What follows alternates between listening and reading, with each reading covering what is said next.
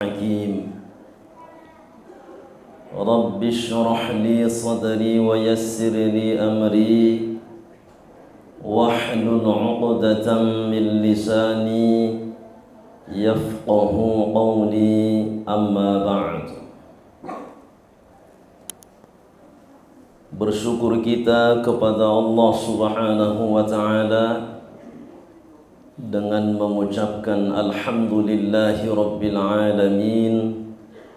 Mudah-mudahan semua kita yang berhadir di masjid ini termasuklah hamba Allah Subhanahu wa Ta'ala yang pandai mensyukuri semua nikmat yang diberikan. يعملون له ما يشاء من محاريب وتماثيل وجفان كالجواب وقدور الراسيات اعملوا آل داود شكرا وقليل من عبادي الشكور. Allah tegaskan dalam Al-Quran, dari semua hambanya qalil, sangat sedikit yang pandai bersyukur.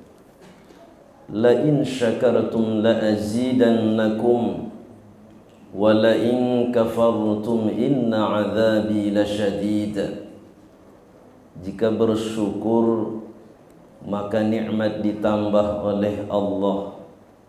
Jika kufur, berbagai peristiwa yang merupakan musibah akan ditimpakan oleh Allah Subhanahu wa Ta'ala. Mudah-mudahan kita semua diselamatkan oleh Allah, dijauhkan oleh Allah dari sifat kufur kepada Allah Subhanahu wa Ta'ala. Bersalawat dan bersalam kita kepada Rasulullah sallallahu alaihi wasallam, kepada keluarga dan kepada semua sahabat-sahabat Rasul. Allahumma salli wa sallim ala sayyidina Muhammad wa ala alihi wa sahbihi ajma'in. Mudah-mudahan dengan salawat yang kita baca di dalam salat, di luar salat, lahirlah semangat dalam diri kita untuk mencintai Rasulullah sallallahu alaihi wasallam dan merenungkan pesan-pesan yang disampaikan oleh beliau kepada sahabat, dari sahabat kepada tabi'in, dari tabi'in kepada tabi'it tabi'in, sampailah ke kita. Dengan merenunginya maka kita semua orang yang beriman, sebagaimana yang disebutkan oleh Allah Subhanahu wa Ta'ala di dalam surah Hujurat, innamal mu'minuna ikhwatun, semua orang yang beriman adalah bersaudara. Bapak Ibu hadirin hadirat yang dirahmati Allah, yang sama-sama kita hormati, tokoh agama, tokoh masyarakat, pengurus masjid, semua yang berhadir, kita doakan mudah-mudahan sehat-sehat walafiat. Hormat saya kepada semua Bapak Ibu hadirin hadirat jamaah kajian yang dirahmati Allah Subhanahu wa Ta'ala. Mudah-mudahan dengan keberkahan majlis ilmu ini, dengan keberkahan duduknya kita bersama di dalam masjid ini, maka Allah Subhanahu wa Ta'ala, harapan kita menjadikan ini sebagai sebab supaya kita semua urusan dunia dan akhiratnya dimudahkan oleh Allah Subhanahu wa Ta'ala. Amin ya rabbal alamin. Bapak-bapak semua sehat? Alhamdulillah. Ibu-ibu sehat? Begitu saya sampai ke masjid, heran saya kenapa gelap lampunya gitu. Maka saya melihat ada solat di belakang qobliyah, saya pun solat di situ. Saya lihat orang enggak bertambah. Apa Ustaz Yasin enggak bangun gitu ya? Rupanya masjid yang di dalam, bagian dalamnya sedang direnovasi.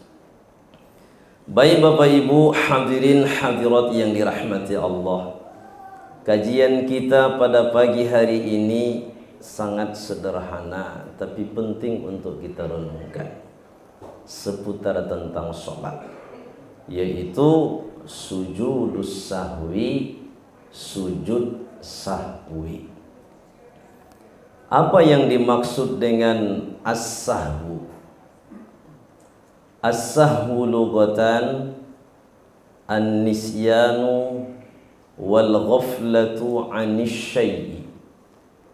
Sahwun itu secara etimologis, secara bahasa adalah an-nisyan, lupa, wal ghaflatu 'anis syai'i, atau lalai dari sesuatu.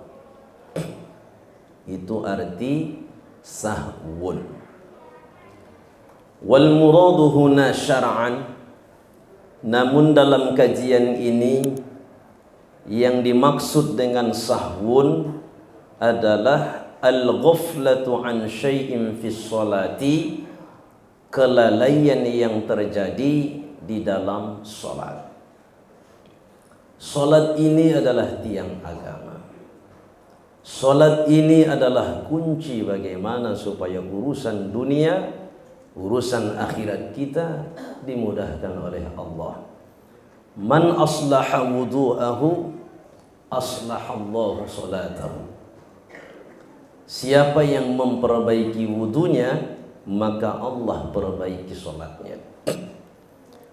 Wa man aslaha sholatahu, siapa yang memperbaiki sholatnya, aslahallahu umura dinihi wa dunyahu, maka Allah memperbaiki urusan agama, urusan akhirat, wa dunyahu, dan urusan dunianya. Sebelum kita sholat dicontohkan oleh Rasul supaya meluruskan saf. Berarti kaum muslim harus memiliki prinsip bagaimana supaya rapi, tertata rapi, indah, bersatu. Sawwu sufufakum fa inna taswiyatas saffi min tamamis shalah. Sawwu sufufakum fa inna taswiyatas sufufi min iqamatis shalah. Ada riwayat yang berbeda. Luruskan saf, karena meluruskan saf itu adalah bagian dari kesempurnaan sholat. Ketika berjihad, Rasulullah sallallahu alaihi wasallam memberikan aturan kepada para sahabat, kita umat Islam jangan menyerah. Tapi kita umat Islam, saf yang pertama luruskan. Batas musuh ketika lewat maka harus bersatu. Jadi dikasih tanda, garis atau isyarat. Kita tidak boleh memulai. Tapi ketika musuh melewati perbatasan, Islam wajib untuk berjuang, menjaga diri, menjaga agama, keluarga, harga diri. Begitu lewat musuh, maka suara takbir bergema, semua berani dan siap untuk berjihad fisabilillah. Jadi solat ini mengatur saf. Supaya apa? Supaya mudah untuk bersatu. Dikomando oleh satu imam, tidak dua imam. Kalau imamnya enggak sanggup, maka yang di belakang maju untuk menggantikan imam. Jadi sholat ini adalah simbol persatuan bagi kita. Bagaimana supaya di dunia ini kaum muslim semua di dunia bersatu. Maka hari ini saudara-saudara kita yang ada di Palestina, dengan bersatunya umat Islam dalam doa, kemudian materi, akan dibantu oleh Allah Subhanahu wa taala, akan diijabah oleh Allah Subhanahu wa taala untuk kemudian melepaskan mereka dari musibah yang terjadi saat ini. Ini ada salah satu daripada saf diatur bagaimana supaya umat Islam bersatu. Nah, namun dalam salat itu ada yang lalai. Ketika terjadi kelalaian, di sini berarti salat yang seyogyanya menjadi sebab urusan dunia dan akhirat kita dimudahkan oleh Allah, cacat dia. Maka cacatnya itu ada syariat yang disampaikan oleh Nabi sebagai alat bagi kita, sebagai media bagi kita untuk mendapatkan kasih sayang dari Allah, untuk mendapatkan anugerah dari Allah, untuk memudahkan urusan kita dunia dan akhirat. Dengan sebab itu dibuat oleh Allah, maka yang cacat itu kita perbaiki. Nah, bagaimana cara memperbaikinya? Apa sebab solat itu cacat? Lalu bagaimana caranya? Itulah yang dikaji pada pertemuan ini. Wal maqsudu bihi, sahwun dalam solat tadi, annahu khalalun yuqi'uhul musalli fi salatihi. Ada cacat yang terjadi di dalam solat dilakukan oleh si musallinya. Maka cacat ini jangan kita anggap sepele. Kecilnya dia, perkara sunnahnya dia. Mobil itu pentil bannya kalau sudah rusak, secantik apapun mobilnya tidak sampai ke tujuan.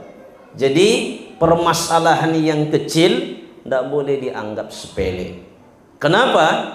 Karena malapetaka, bahaya itu berawal dari hal yang kecil kemudian menjadi besar. Nah, solat ini sebagai tiang agama, tidak boleh kita membiarkan solat itu cacat, maka harus kita perbaiki. Yang pertama, masyru'iyatuhu. Setelah kita melihat apa itu definisi dari sujud sahwi, maka kita lihat disyariatkannya sujud sahwi dalam salat. Thabatat masyru'iyatu sujudis sahwi bis sunnatil qawliyyati wal fi'liyah.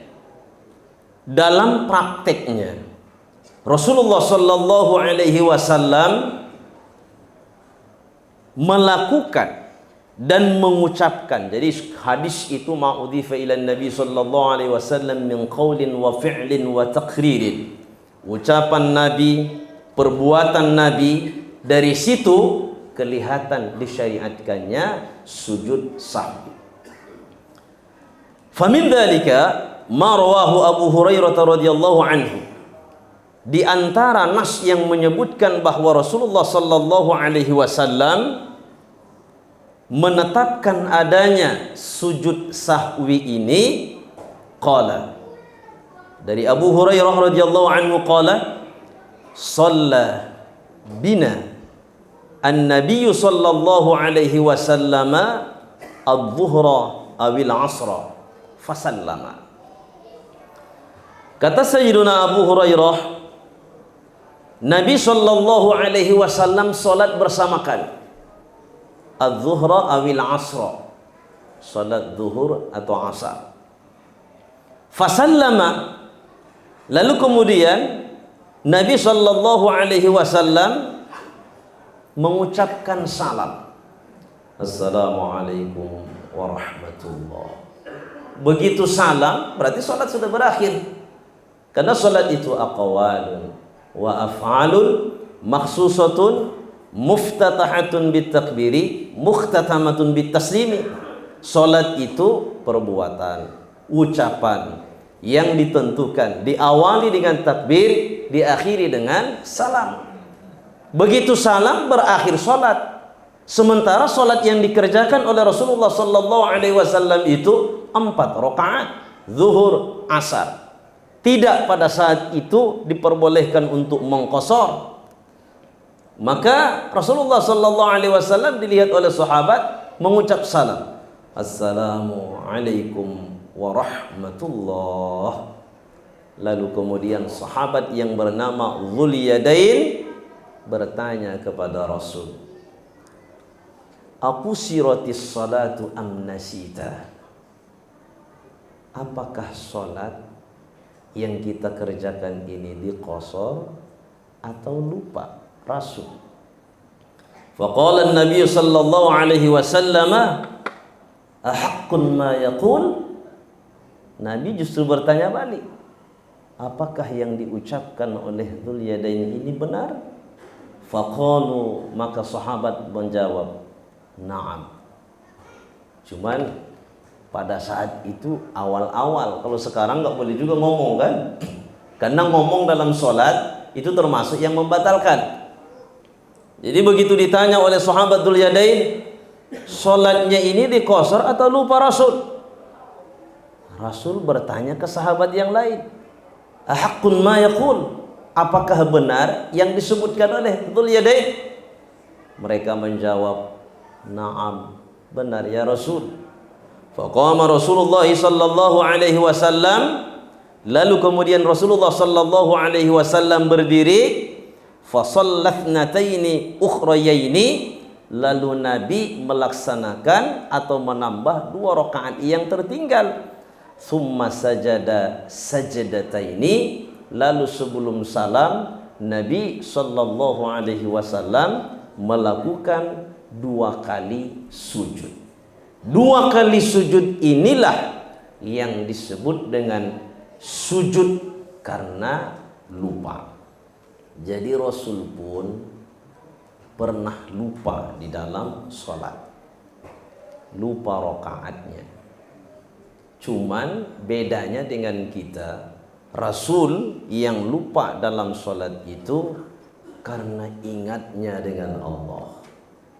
Jadi pada saat sholat itu mi'rajnya dengan Allah Subhanahu wa taala, tawajjuhnya dengan Allah Subhanahu wa taala membuat salat itu tak terasa lagi. Lupa rakaat. Kita pernah juga begitu. Di saat 2 rakaat atau 3 rakaat ragu.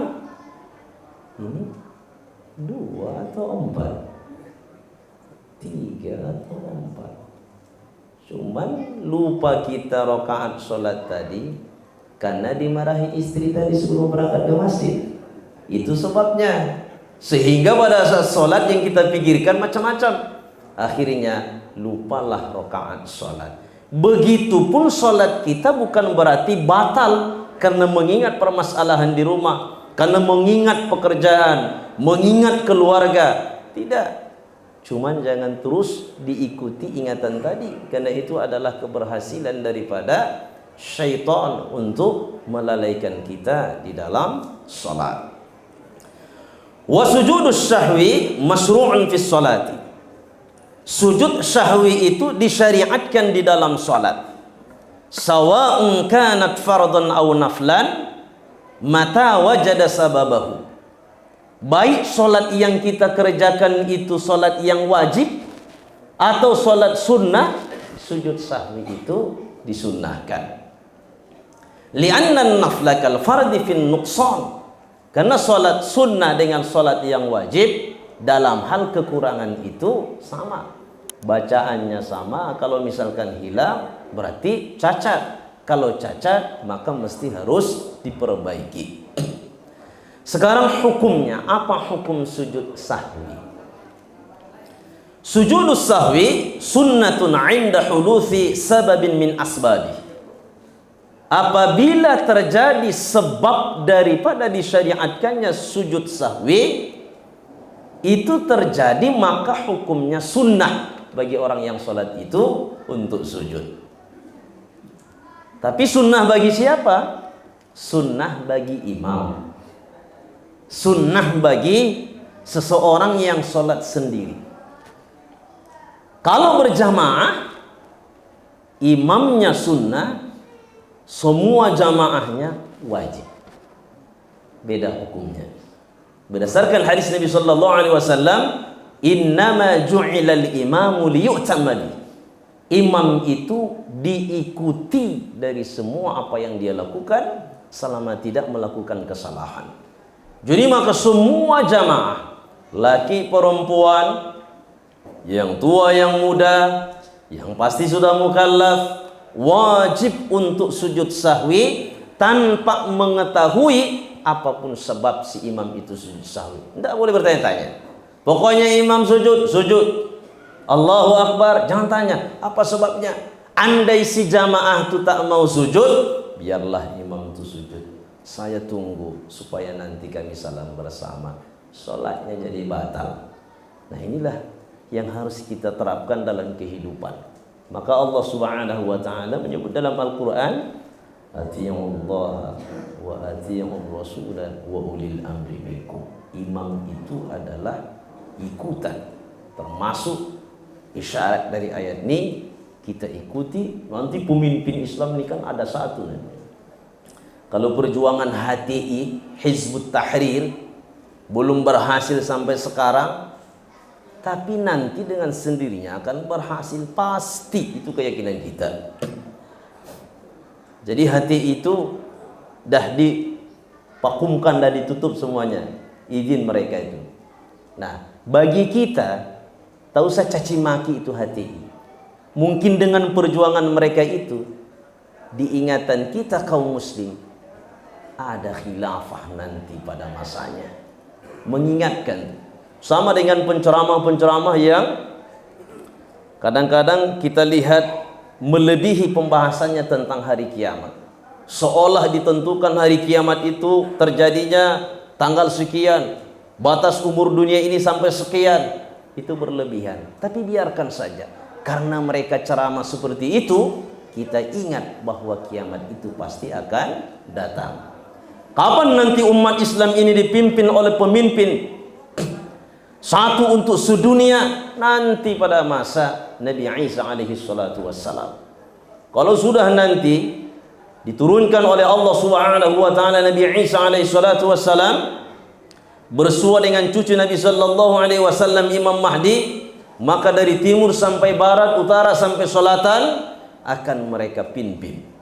Meninggal Imam Mahdi duluan, lalu kemudian tinggallah Nabi Isa alaihi salatu wassalam sebagai khalifah. Meninggal Nabi Isa alaihi salatu wassalam, nanti dalam riwayat dikuburkanlah Nabi Isa di samping kuburan Nabi sallallahu alaihi wasallam di dalam Masjid Nabawi. Kita berpikir kalau ziarah ke Masjid Nabawi, ziarah ke kuburan Nabi, Rasulullah, Sayyiduna Abu Bakar, Sayyiduna Umar, sebelah sampingnya kosong, ternyata itu adalah rencana yang sudah betul-betul Allah tetapkan. Disitulah kuburan Nabi Isa alaihi salatu wassalam nantinya. Nah, jadi kembali kita ke sholat. Ketika si imam sujud sahwi, maka makmum tidak boleh bertanya. Sam'an wa ta'atan, Allahu Akbar. Sujud si imam, si makmum langsung sujud. Jangan bertanya, kenapa imamnya sujud? Apa yang salah?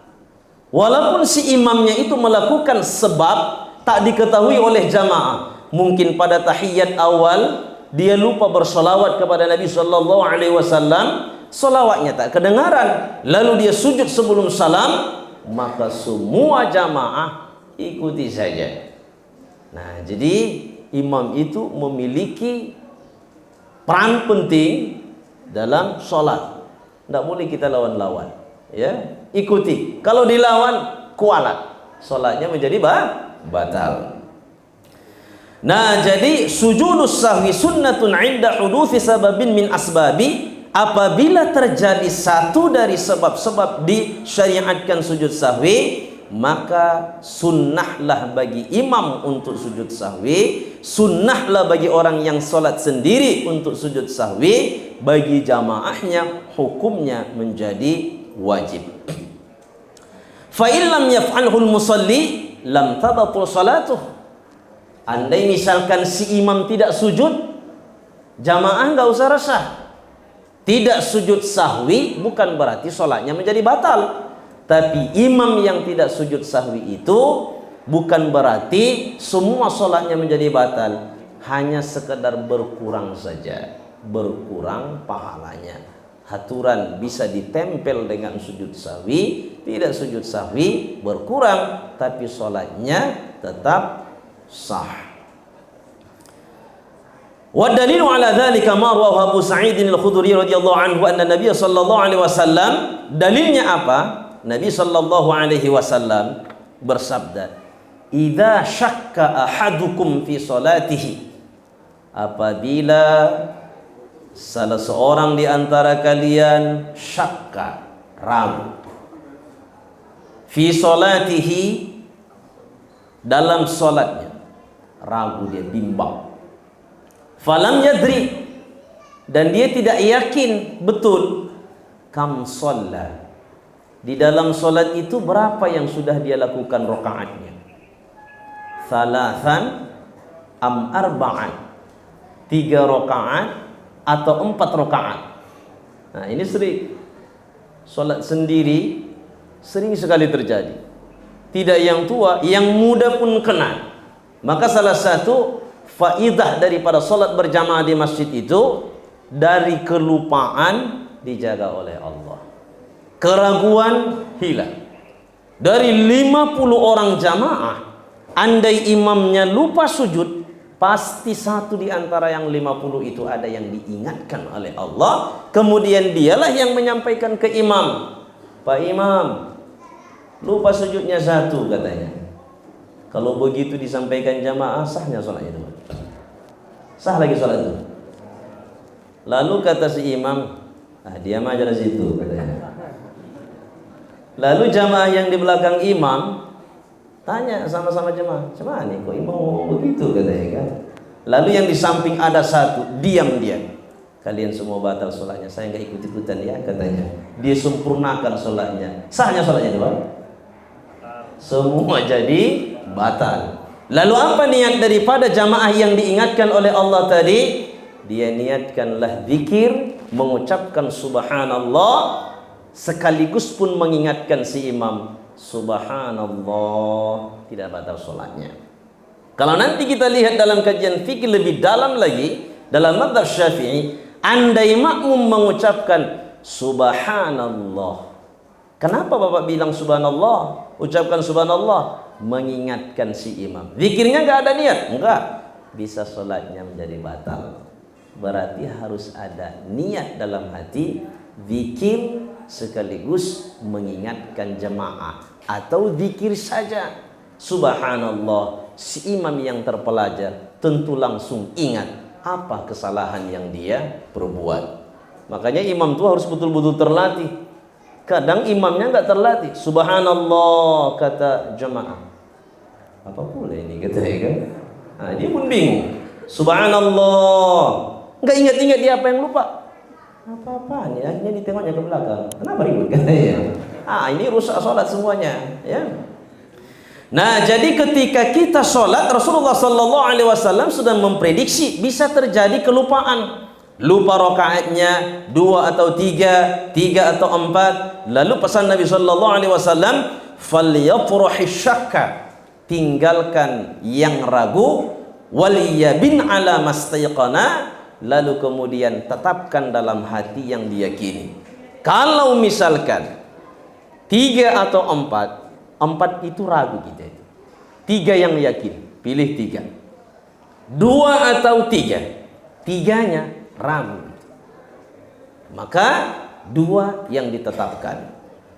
Thumma yasjud sajadataini qabla ayyusallima, lalu kata Rasulullah sallallahu alaihi wasallam, sebelum dia bersalam, dia lakukanlah sujud 2 kali.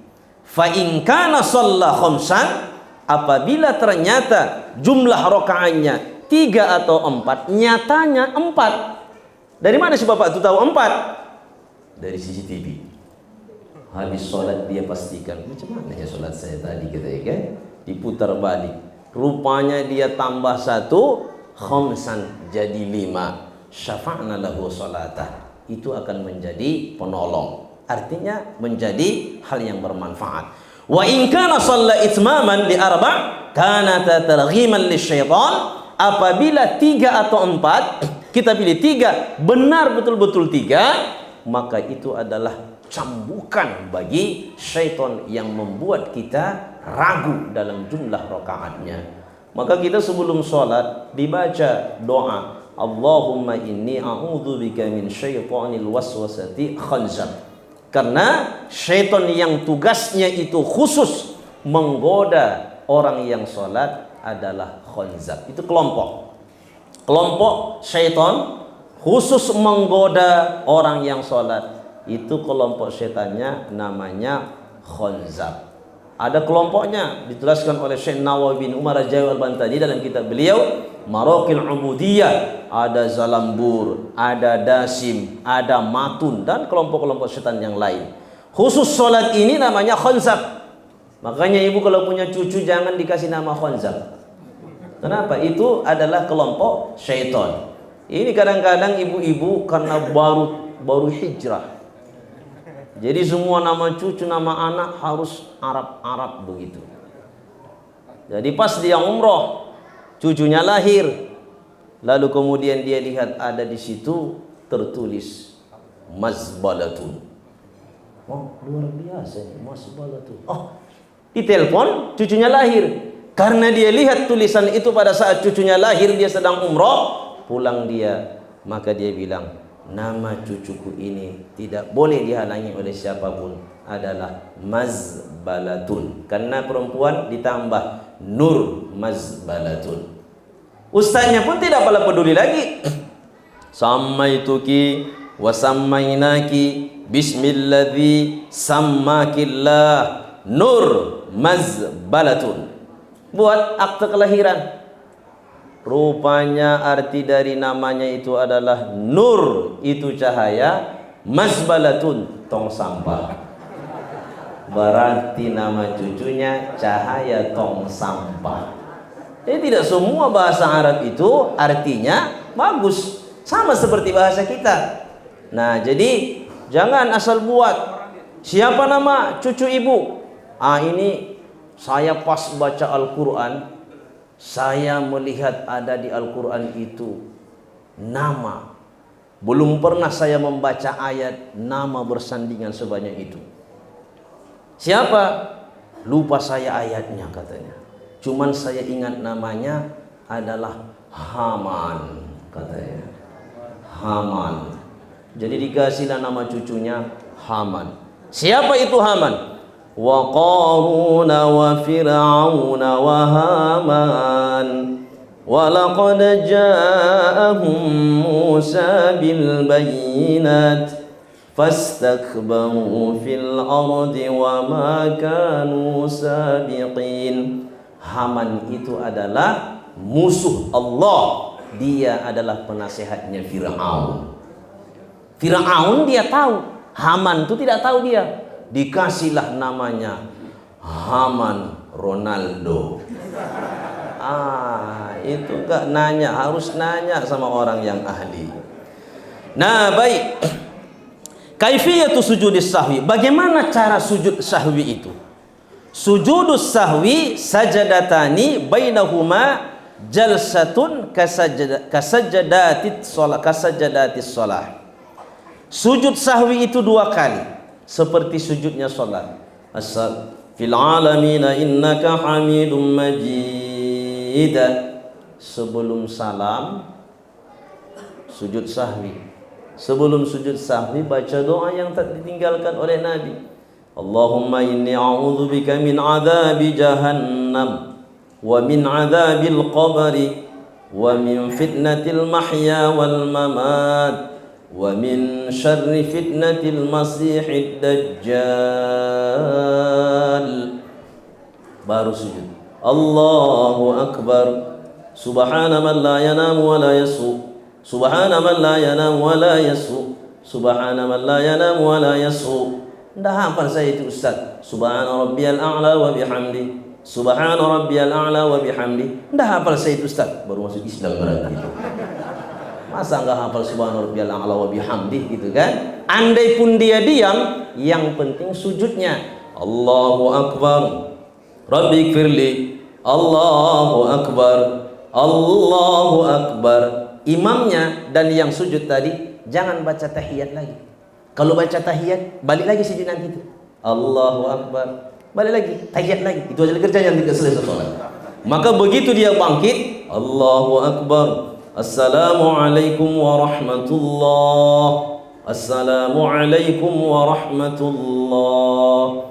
Ibarat baju yang koyak, dijahitlah dia, kelihatanlah bagusnya. Maka Sholat yang sujud sahwi dikerjakan tadi, koyaknya itu sudah ditempel. Tapi yang namanya baju tempelan dengan yang tidak ditempel beda juga kan? Nah, kalau yang ditempel ada kelihatan bekasnya. Kalau yang tidak ditempel murni betul. Sama dengan nanti di surga.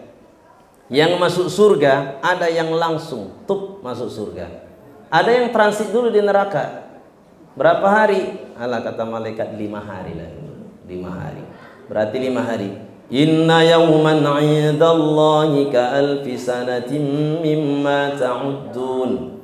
Satu hari nanti di akhirat sama dengan 1000 tahun di dunia.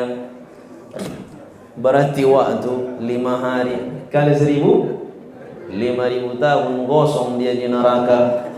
Baru kemudian masuk surga. Begitu masuk surga, indah wajahnya. Wujuhun yawma idzin nadhirah ila rabbiha nadhirah. Tapi indahnya itu dengan yang langsung masuk surga itu berbeda. Kalau yang duluan masuk neraka macam ada tanda bahwa dia masuk neraka. Itu kalau diibaratkan dulu, asal ada orang pernah masuk penjara, ditato itu. Itulah tandanya. Jadi kalau ada orang ditato, dah mengalami masuk penjara itu. Sekarang enggak, semua ditato orang. Tidak puas dia dengan menato tangan, bola matanya pun ditato. Begitulah kehidupan sekarang. Jadi sudah banyak yang sungsang. Nah, jadi sujud sahwi tadi 2 kali sebelum salam. Kemudian tampaknya di mana? Sebelum salam. Inna mahalla sujudi sahwi fi akhiris sholati ba'da tasyahudi was salawatil ibrahimiyah. Setelah tahiyat sebelum salam, itulah tempatnya kita sujud sahwi. Apa dalilnya? Thumma yasjudu sajdataini qabla ay yusallima, sebelum salam. Yang terakhir, apa sebab kita disunahkan sujud sahwi? 1, tarkul ma'muri bihi, meninggalkan yang disuruh. Yang disuruh dalam sholat itu ada rukun, ada yang sunnah aba'at, ada yang sunnah hayat. Rukun ditinggal, tersalah, nanti sujud sahwi. Kalau rokaat tinggal 1 tambah, baru kemudian sujud sahwi. Sunnah aba'at, kunut. Kemudian tahiyat awal, kalau dia lupa maka sunnah sujud sahwi. Adapun sunnah hayat tidak. Allahu Akbar, mengangkat tangan itu sunnah hayat. Allahu Akbar, rukuknya dibaca subhana rabbiyal azim wa bihamdi, sunnah hayat. Sami'allahu liman hamidah, membaca sami'allah, doanya Rabbana, itu sunnah hayat. Andai itu tertinggal, maka tidak ada anjuran untuk sujud sahwi. Kemudian apalagi yang menjadi sebabnya? Fi'lu manhiyin anhu, melakukan larangan dalam sholat. Ya, ma la yubtilu amduhu sholat. Kalau misalkan dia mengucapkannya sengaja batal, kalau tidak sengaja nggak batal. Contohnya, ibu-ibu biasanya, kalau bapak-bapak jarang tuh, ada yang ketika terkejut ngomong, apa namanya? Latah-latah. Begitu dia sholat, datang anak-anak ke masjid, bunyi pintu, tar, la haula wala quwata illa billahil aliyyil azim. Itu namanya latah. Kalau itu masih bagus. Ada latahnya ngeri, tar gitu, semua yang di Simalingkar disebutnya.